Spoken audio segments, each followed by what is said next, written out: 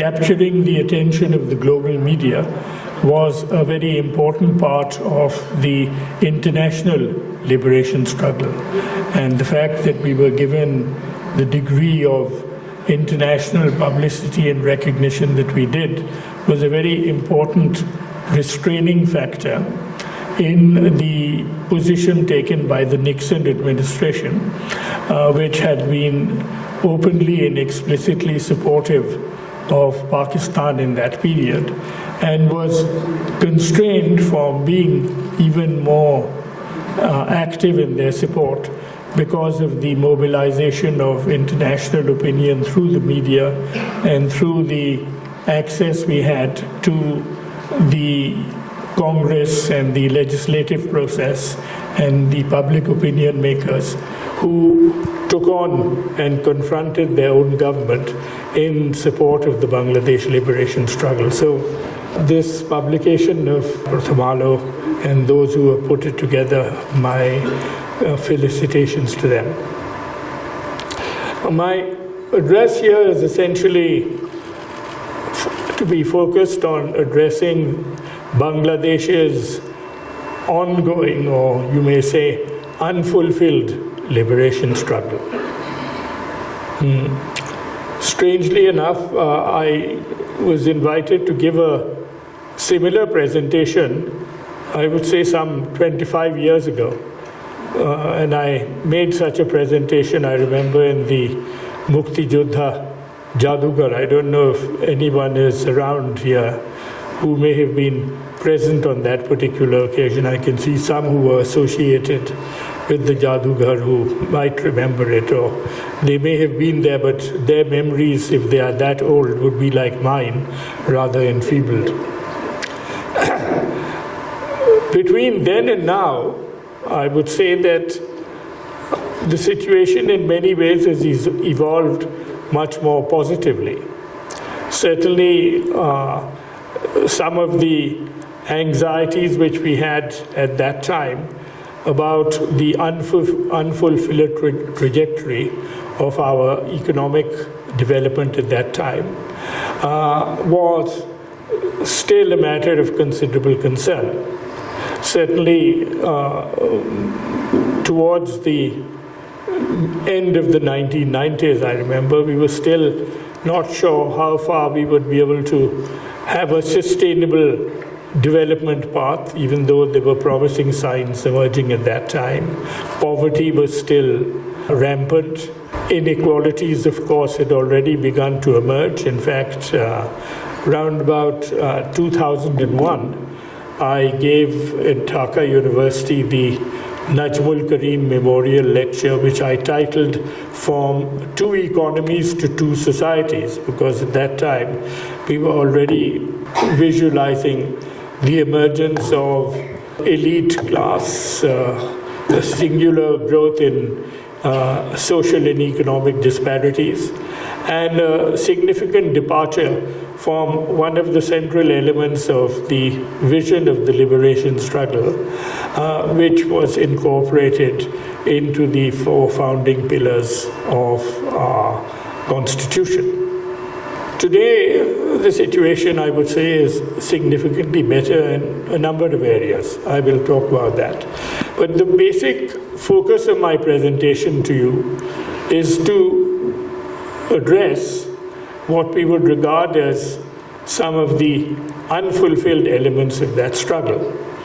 Now, if you look at the struggle, and if you look at how it was incorporated, the vision underlying that struggle, the vision of Bangabandhu himself, was incorporated into our Constitution. We emphasized four elements in that: democracy, secularism, nationalism, and socialism. Socialism itself was loosely interpreted at that time, and I would, for all practical purposes, look at our understanding of socialism as the construction of a society based on justice. In my reflection on this vision, I would say that The two elements which should concern us, which remain part of an ongoing struggle, which is still to reach its fulfillment, relate certainly to the areas of democracy and the realization of a just society. And this is really what I will focus my remarks on. Now, Bangabandhu, you may remember, in his historic speech on the 7th of March, had spoken about two Shangrams, Ebar Shangram, Mukti Shangram, Ebar Shangram, Shadinata Shangram.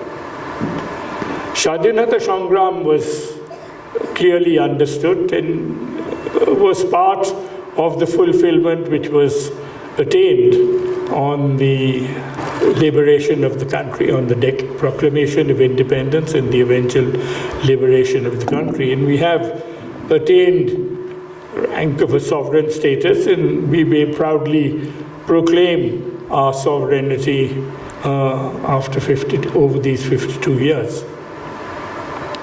The first part, Mukti Shangram, was a more nuanced presentation. We understand what is Shadinata, but by Mukti, my own reckoning would be, and what was perhaps intended by Bangabandhu, was that he believed that Mukti lay in liberating the people of Bangladesh, not just from the tyranny of Pakistani rule, but from the tyranny of centuries of exploitation and injustice, and the creation of a democratization, not just of our politics, but of economic opportunities to be faced by the people. And this was, I think, a very central element in his own vision of an independent Bangladesh.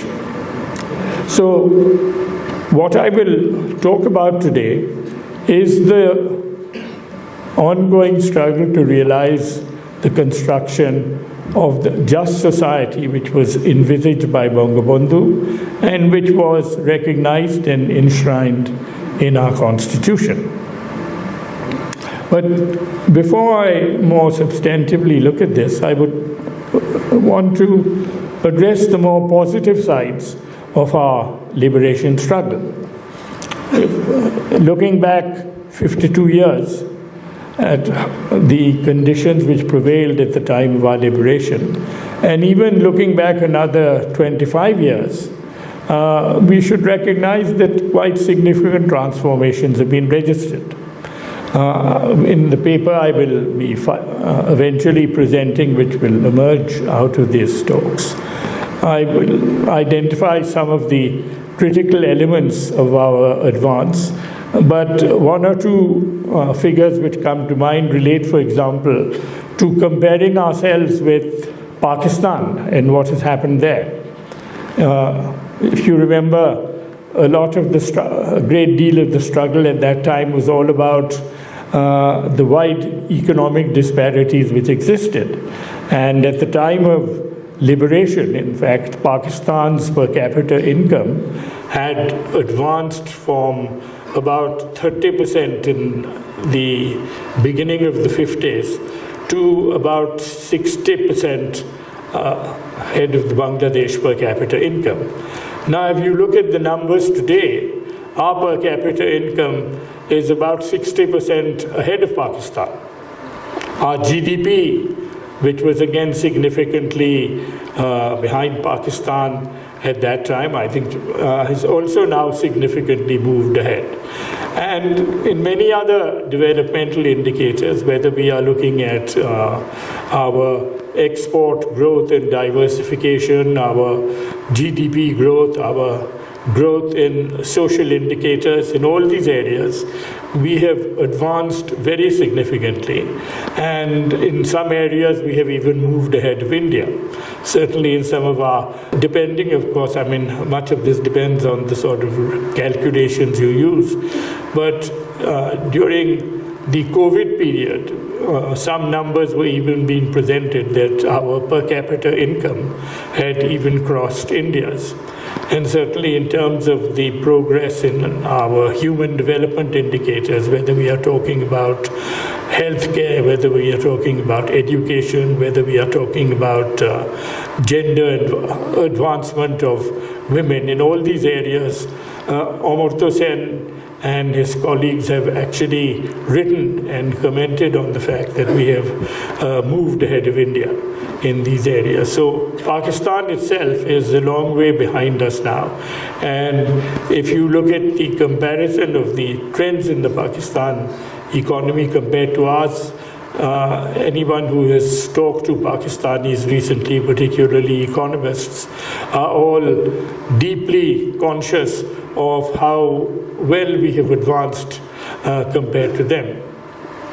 Our advances should not only be recognized just in terms of macroeconomics, but should be recognized in terms of the social and structural transformation which has taken place for a country which was once upon a time dependent on the almond crop for feeding itself and jute exports for sustaining the growth of its economy. We have now quadrupled our food grain production. We should recognize ourselves as being self-sufficient, though we are not, because there is a difference between being self-sufficient and being food secure, and that is a problem which needs to be addressed. And we have greatly diversified our agricultural sector. We have expanded the composition of the rural economy. In fact, today, the output from the rural economy is the non-agricultural sector has bypassed the agricultural sector, indicating the diversification which is taking place. And in many other areas, growth has expanded. In fact, while we all recognize the singular contribution of ready-made garments, where we are the second largest exporters in the world, what is very significant is the diversification of the economy in many other areas. I mean, for example, no one would have imagined that where we had one steel mill, the Chittagong steel mill producing 100,000 tons of steel, today we have got steel mill manufacturing capacity of 8 million tons. So these are some of the numbers which you take into account. Now, over and above this, you have witnessed the emergence of a much more dynamic society. In fact, we have perhaps we need to be recognized as a society of entrepreneurs, where at all levels now people have come forward and have participated in the economic transformation of the country. When I talk of entrepreneurs, I do not limit myself to talking about the garment manufacturers and the other sort of big business houses, but the hundreds of thousands of small-scale and medium entrepreneurs who have actually emerged, and not just the entrepreneurs as defined by the textbooks, but I recognize as entrepreneurs the working women who have come out of their rural homes and have constituted a dynamic labor force. I recognize the 15 million migrants who have gone abroad, mostly coming from poor backgrounds, who have become the mainstay of our balance of payments. These are who we should recognize, the millions of women who have now improved their lives through accessing microcredit and demonstrated themselves as credit-worthy participants in the economy. So these are some of the very positive elements which we recognized and which have transformed Bangladesh and held out prospects for singular advancement. I mean, we take pride in saying that we have graduated out of the ghetto of the LDCs, the least developed countries, and are now a middle-income country with aspirations to rise even higher. How far we will do so will depend, I think, on some of the issues I'm going to cover. But more to the point is the fact that we can have such aspirations today is a measure of our advancement.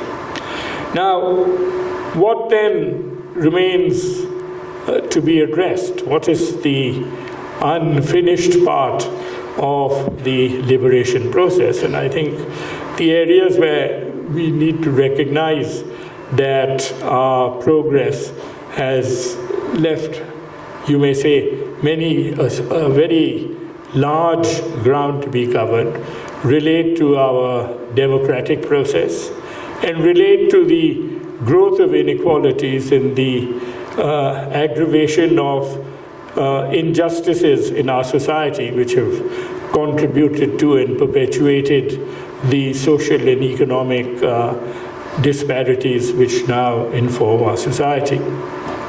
In a very interesting paper contributed, I think, by Hussain Zillur Rehman, which will be appearing in a publication which has been edited by Raunak Jahan, myself, for BIDS commemorating the 50th anniversary of Bangladesh. Zillur, in fact, made a very interesting remark that at the time of liberation, our main anxieties related to the trajectories of our economic development and the enormous uncertainties and tensions which confronted a war-devastated economy. We were at that time much more confident about the trajectories of our political direction, particularly the consolidation of the democratic process. Our assumption at that time was that a country which had struggled over these 26 years of their association with Pakistan on the struggle for democracy would in fact make this the centerpiece of their system of governance once they became a sovereign country. We should keep in mind that the liberation struggle itself originated in the attempt to build a democratic society, in the denial of democracy, which was a singular element in the creation and perpetuation of economic disparities and the political injustice. Because in order to create that unequal society, it could only be done through a process of denial of democracy. And this was therefore the first area of struggle of Bangabandhu and his colleagues. It was our failure to realize democracy within the Pakistan state, which eventually culminated in a liberation struggle which ended up in an independent Bangladesh.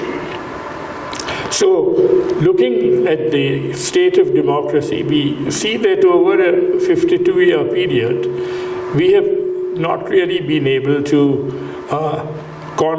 consolidate and to build a sustainable democratic system and a culture in our society.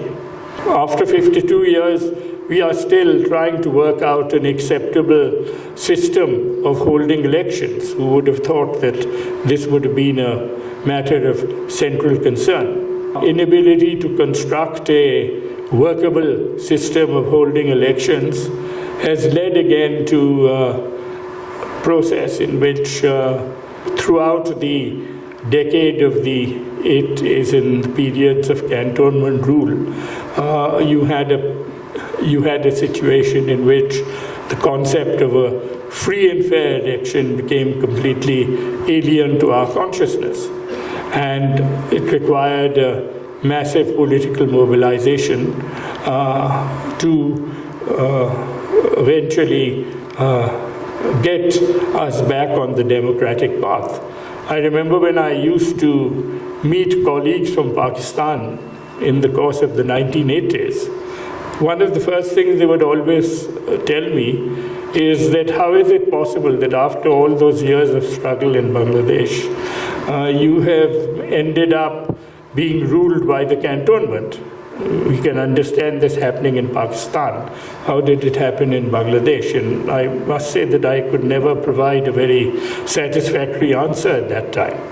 But then we went through what we believed was our second liberation and our democratic renaissance in 1991, and our expectation was that this would lead to a new age before us. I participated in the first caretaker government of that time under Justice Shahabuddin, and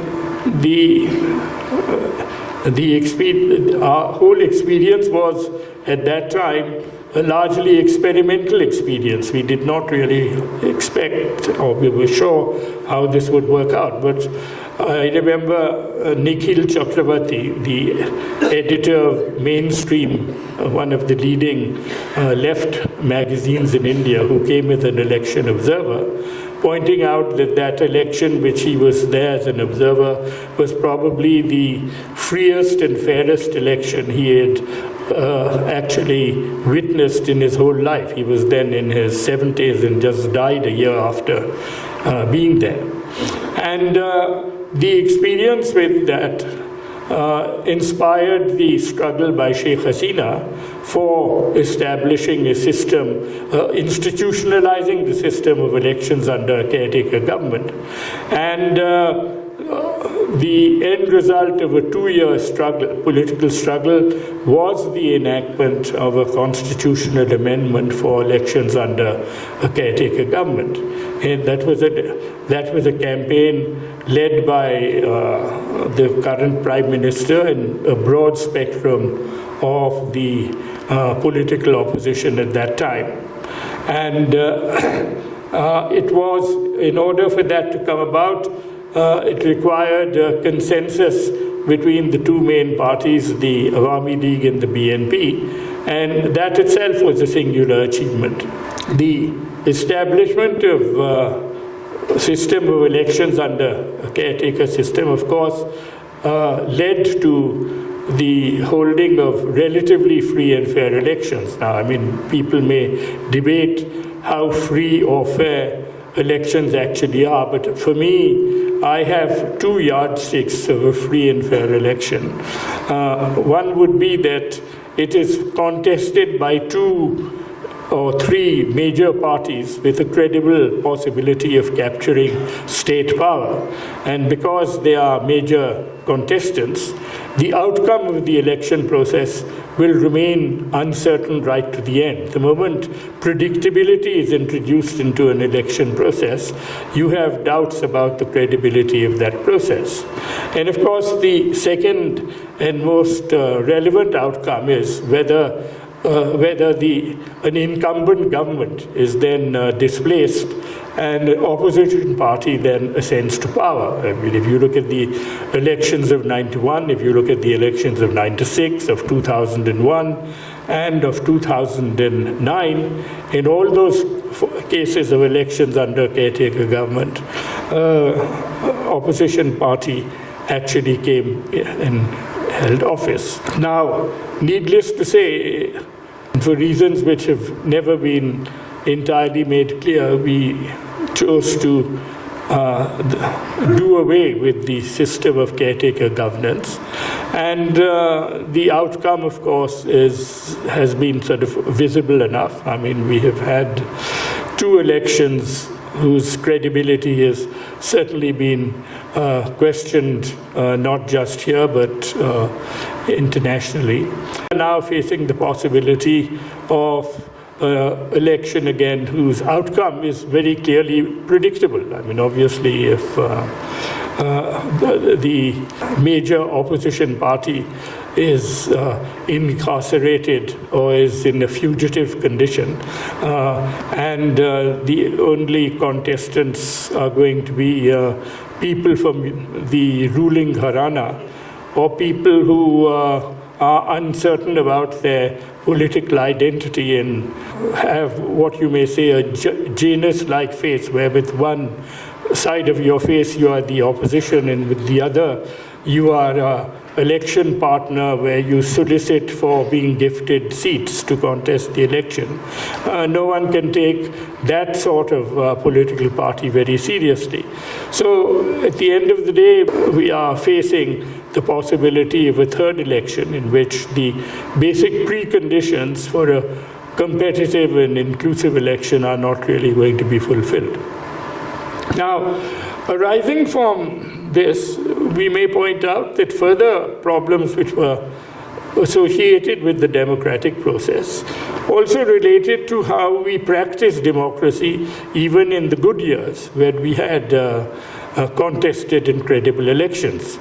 In the period where we had parliament with some element of an opposition in it, parliament did not really satisfactorily discharge the responsibilities which were expected of it. Here, there was both the government of the day and the opposition, in fact, had some responsibility. The government did not of the day, and there were successive governments who, in fact, did not really create the space necessary to accommodate the concerns of an opposition. And the opposition, instead of using parliament as their instrument of struggle, chose to take that struggle onto the street. So that parliament itself, even when it was the outcome of a democratic process, then became essentially dysfunctional entity where the primary responsibility of holding the government of the day accountable on a daily basis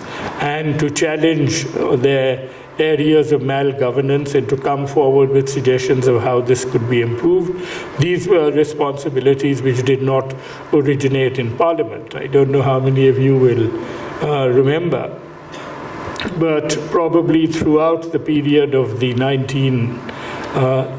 first 15 years of democratic rule, and even after 2008, it was very rare that you had the national budget discussed in Parliament. In fact, one of the positive outcomes of establishment of CPD was that was one of the few places, particularly in the 1990s and in the next BNP period, where you could bring the finance minister and his counterpart together to have a public debate on the budget, but that was not the appropriate place for budgets to be discussed. It should have been discussed in Parliament, which of course never happened.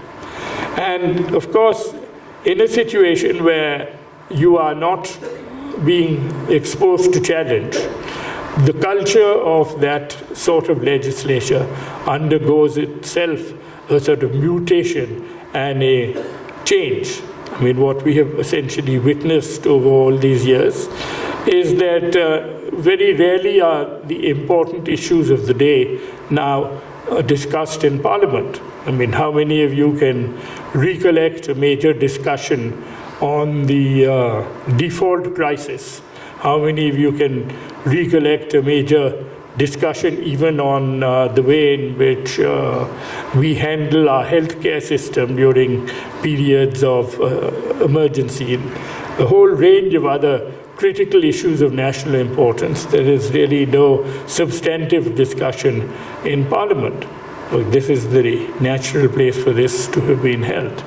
At the same time, we see that if you are then not addressing issues of national importance, Parliament itself then gradually begins to change its character, and in fact it becomes really an arena of opportunity and the pursuit of material advancement. The whole transformation in the character of our legislative class from being sort of middle-class people of modest means. I ask you to think of if Bangabandhu and Tajuddin Ahmed were invited to declare their wealth and income status at the time they were contesting elections in 1970 or even in 1973, what would you have expected to have received?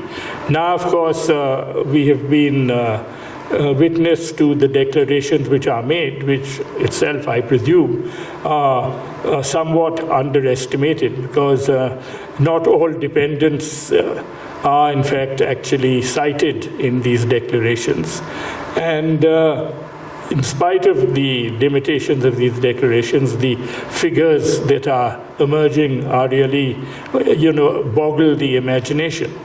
Now, this essentially means that the whole character of Parliament, not just those who are there, but those who aspire to be in Parliament, has changed. Mostly They are self-proclaimed businessmen.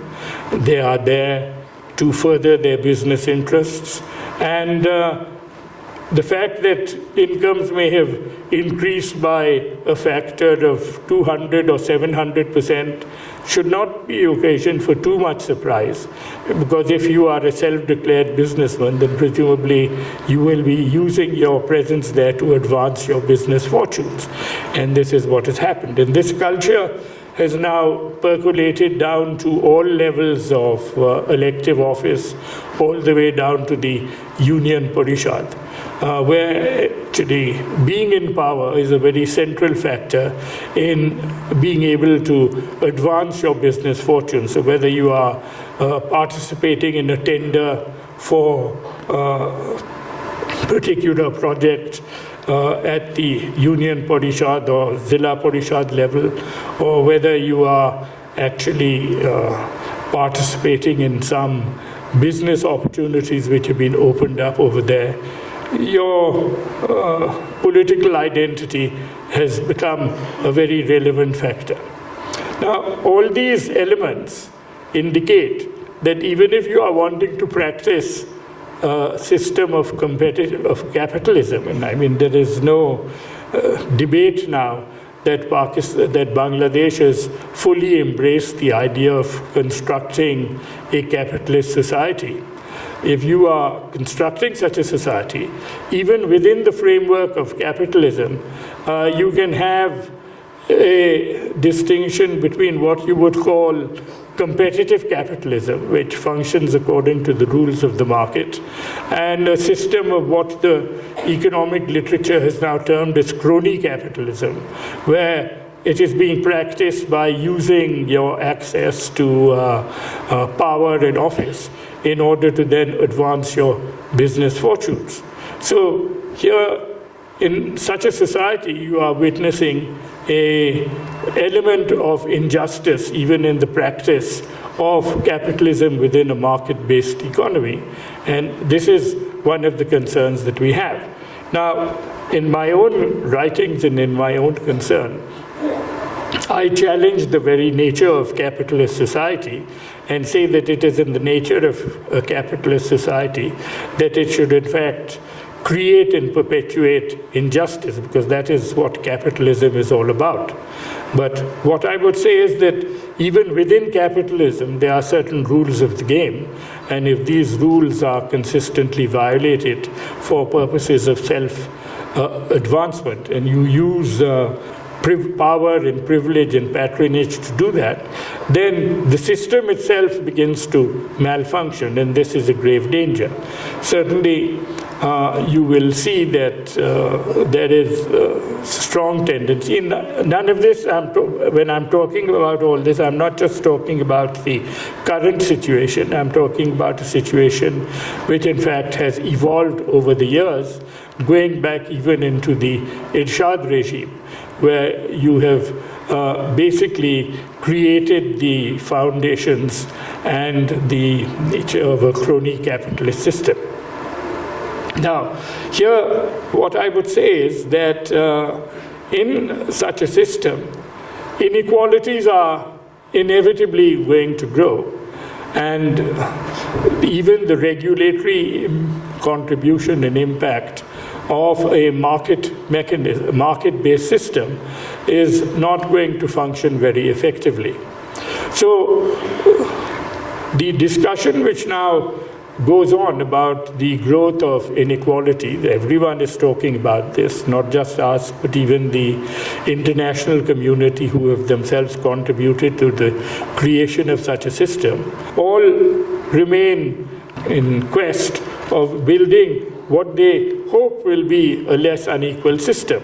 Well, obviously, you are not going to build an unequal system if you have got unequal and malfunctioning democratic process, because the system of accountability to an electorate where the great majority of people are not from the privileged class is going to ensure that you will be answerable for accumulation of unexplained sources of wealth. You will be challenged in the process of holding elections, and you will be challenged through the outcome of the electoral process.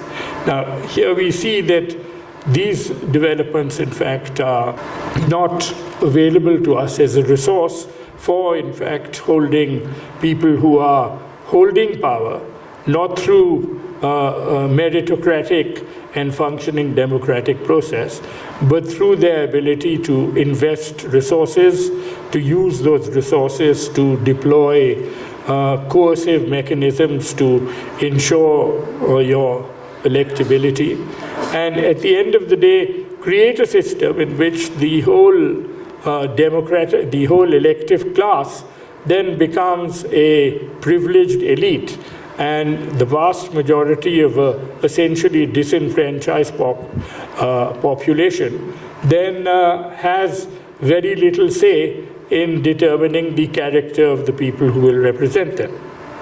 Now, all these, such a process, and I will not go on much longer, have certain consequences.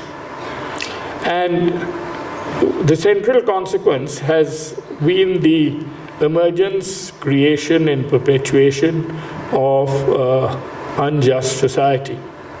Now, the elements of this injustice are to be found in the malfunctioning of the institutions of governance, because you are not keeping such a system constantly accountable. The very institutions which you have established, which create the foundation, the pillars around which functioning democracy in a system of acceptable governance can take place, are really not in place, and where they exist have been progressively weakened. Now, I would quickly identify some of the areas that this would happen. If you look at some of our key institutions, now, for example, in relation to elections, you will be talking about the Election Commission. Related to the Election Commission are two other agencies. One would be the Anti-Corruption Commission, one would be the National Board of Revenue. Now, I saw somewhere in some newspaper 2 days ago when questions were raised about the astronomical increases in the reported wealth of the electoral contestants. I think the Election Commission was asked, what are they doing about it?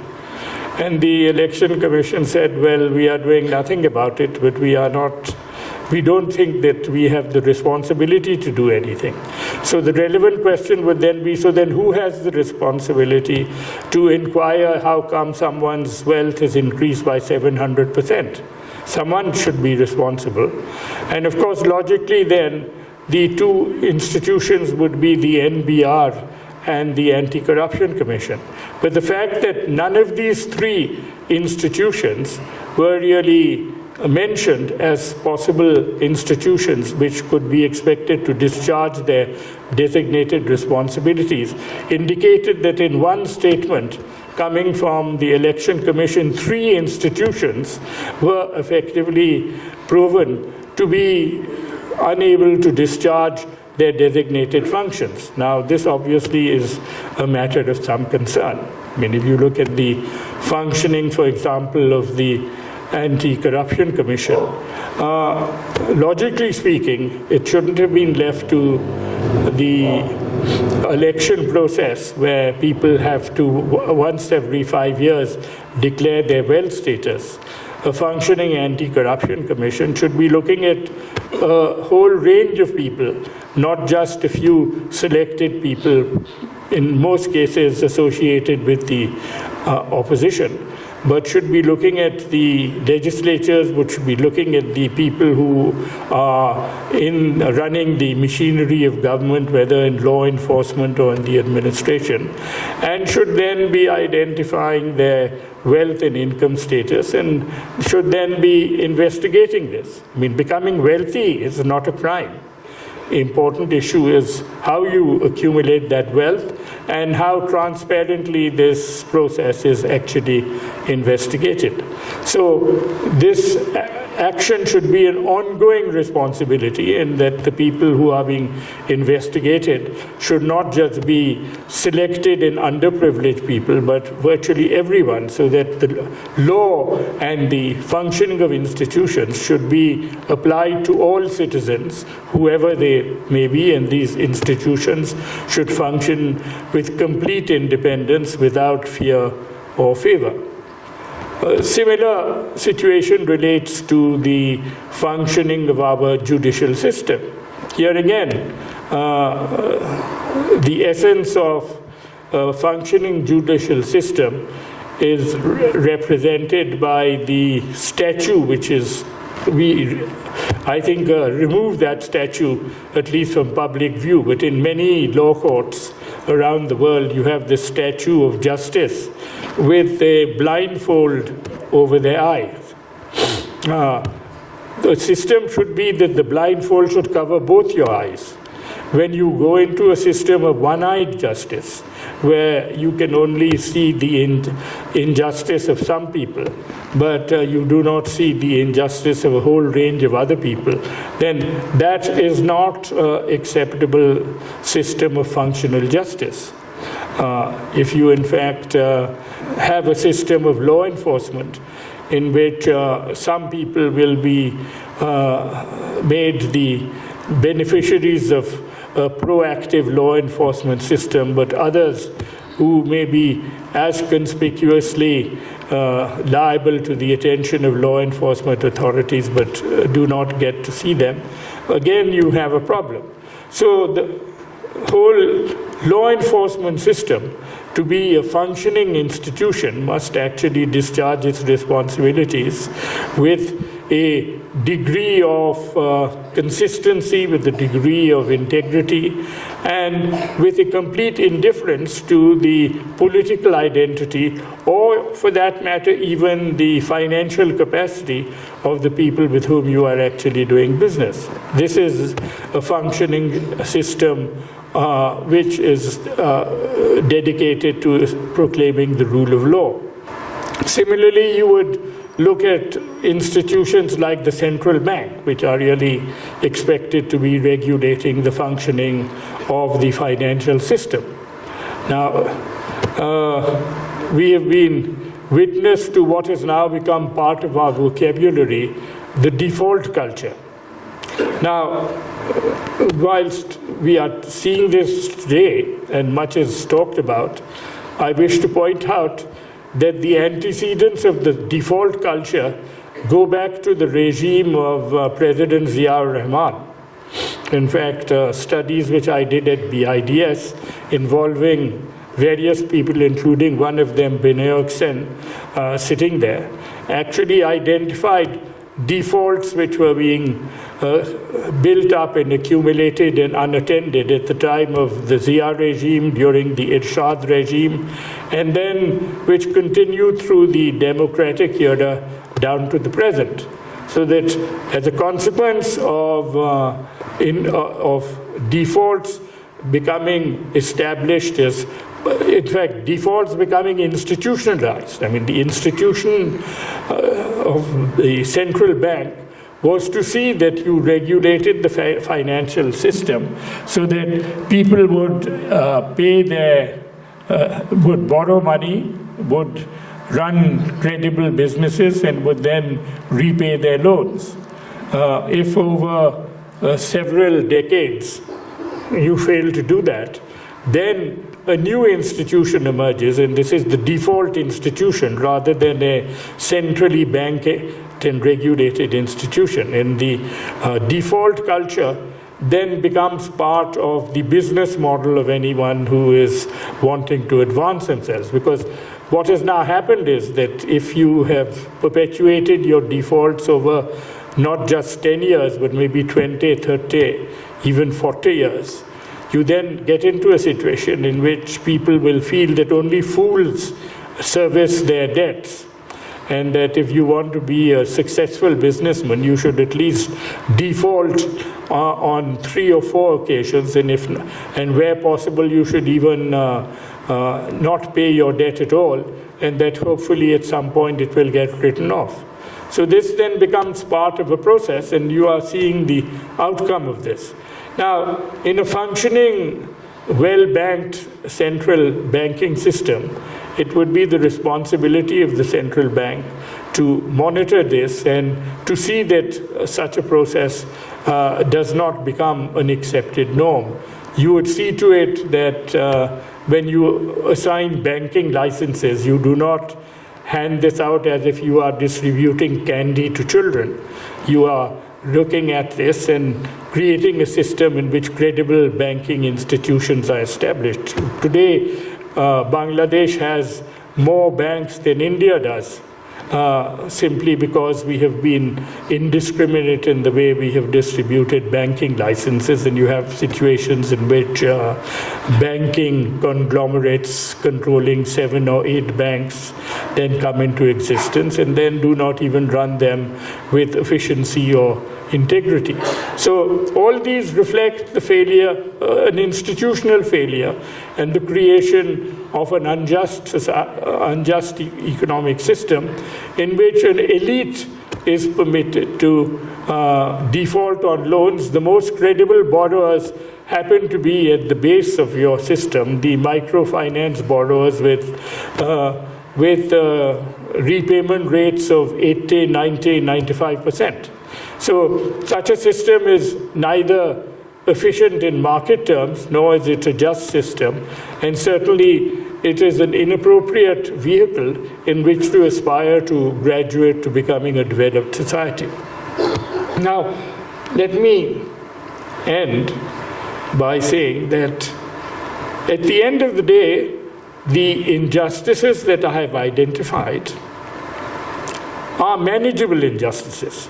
I mean, when I write about injustice, and I have written about this in my book on challenging the injustice of poverty, I discuss structural injustices in society, the inequalities in ownership of assets, the inequalities in the malfunctionings of a market mechanism, the inequalities in education, the inequalities in healthcare. These require much more revolutionary changes, much more radical system of political mobilization, and I'm not talking about that. The issues that I have talked about are manageable because all these areas are part of the existing laws of the land. No law says that default of loans is an acceptable system. No law says that when you tender for projects, privileged people will be benefited through that particular process. No law says that when you are, in fact, distributing resources from the budget, a great part of that budget will, in fact, be invested in subsidies and tax rebates for the elite, compared to the investments which are made in a public distribution system. All these are part of a government agenda which is committed to the reduction of poverty, which is committed to the just operation of the financial system, which is committed to using a budgetary process which is fairly distributing public expenditures. And in all these areas, if a government sets out and commits itself to discharging its responsibilities under the Constitution, none of these injustices should prevail. After all, if you look at the democratic process itself and the electoral system itself, at the end of the day, the electoral system is grounded in the Constitution itself. And all parties are publicly committed and constantly proclaim that it is their task to, in fact, both establish and perpetuate democracy. So when we ask for a just society today, all we are asking for, at least in the first phase of realizing a just society, is that you enforce the existing laws of the land. All that you do is you let the institutions which have been established to sustain the process of governance, let them do their job. and you let this process work itself out. I mean, I will conclude with a simple example. If you look at the system of khas land distribution, Bangabandhu enacted laws in his tenure that all khas land would be retained by the government and distributed to the least privileged, landless and land poor people in society. Now, we have been through so many decades of appropriated khas lands in which all sorts of people have illegitimately captured khas lands. And even though there are laws of the land stating that khas land should be distributed to the landless, very little has been done. Some political parties have briefly led struggles to get khas land distributed to the poor, but basically you need a system of law enforcement which enforces laws which are already on the statute books, a system of governance which sees that those who have illegally captured these lands are in fact appropriately punished. And this would then be a quite simple and doable system with needing no agrarian revolution.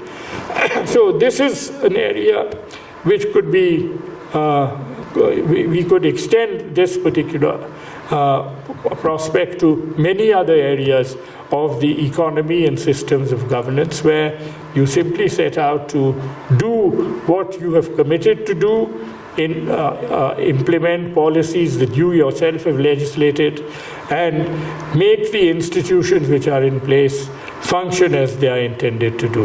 If we could do this, at least we would have made a significant step forward to the realization of a more democratic and a more just society. Thank you.